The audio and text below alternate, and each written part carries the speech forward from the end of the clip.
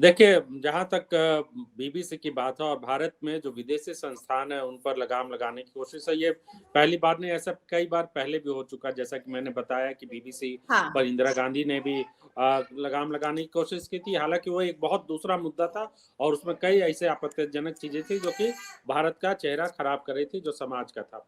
वो एक अलग विषय है। लेकिन इसमें कोई शक नहीं कि हाल के दिनों में भारत में पत्रकारिता करना उन लोगों के लिए बहुत मुश्किल हो गया है, जो कि निष्पक्ष रहकर या कुछ नया करने की कोशिश में है। आप बीबीसी हिंदी को ही देख लीजिए, खास तौर से बीबीसी हिंदी की वेबसाइट को देखिए आप। वहाँ आपको वो तमाम खबरें नहीं दिखेंगी, जो खबरें सोशल मीडिया पे चल रही है, जो कि दूसरे खुलासे जो हो रहे हैं, उस तरह की खबरें, सरकार के खिलाफ खबरें वहाँ पर आपको बिल्कुल नज़र नहीं आएँगी। वहाँ पे आपको पाकिस्तान में क्या हुआ, हिंदुओं के खिलाफ क्या हुआ, वो ज़रूर आपको खबर वहाँ पे ज़रूर नज़र आती है।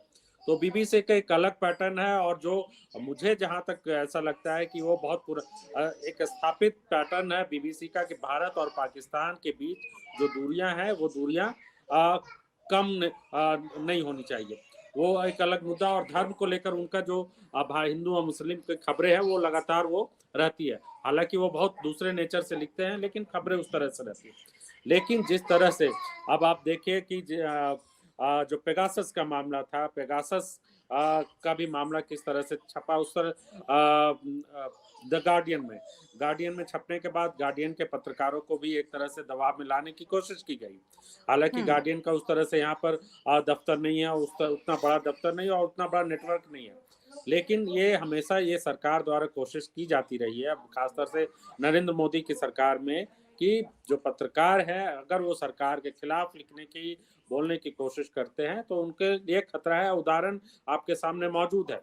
अब आप देखिए कि एक जो चौधरी है, क्या नाम, आज तक में जो विजय ब्लैक एंड व्हाइट करते हैं, विजय उनकी खबरें देखिए आप किस तरह से आप हाल में उनकी जो उनकी तो एक आजकल आजकल सरकारी नौकरियों को लेकर के स्किल नहीं है सरकारी नौकरी और वाली उदाहरण के तौर पर इतनी नहीं बेवकूफी और भरी खबर, इतना बड़ा सबसे बड़ी बात कि भारत में कुछ ज्यादा लोकतंत्र है।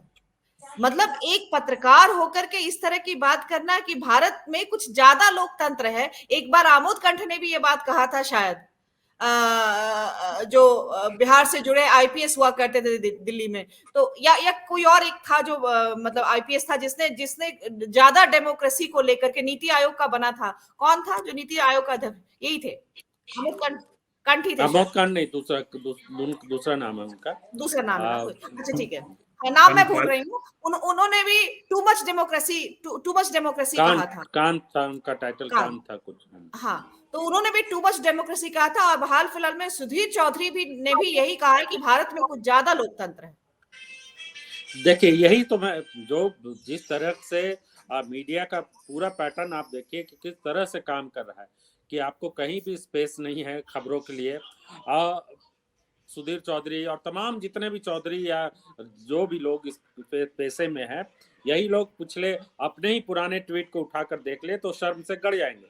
लेकिन अब क्या है कि दो तरह से काम हो रहा है। एक तो आपको सरकार से भी फायदा या जो नुकसान है वो हो रहा है। दूसरा एक फायदा हो रहा है कि इस बात से कोई फर्क नहीं पड़ता है कि पत्रकार, चाहे वो संपादक कितना ही बड़ा हो, उसके अगर उसने गलत खबर कर दी तो वो माफी नहीं मांगता, बल्कि उसे उसे और डिफेंड करता चलता है, जबकि लगातार उसके बारे में जो तथ्य सामने आने लगते हैं।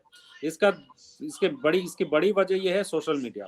आपके साथ अगर सोशल मीडिया की ताकत, आपके फॉलोअर्स लगातार बढ़ते हैं और आप जान रहे कि मैंने गलत कहा, और उस गलत का भी वायरल होना, और उससे रेवेन्यू का एक अलग मॉडल है, और आप लोकप्रिय होते रहते हैं। और जो स्पेस है, 24 घंटे एक आदमी के पास 24 घंटे ही होते हैं।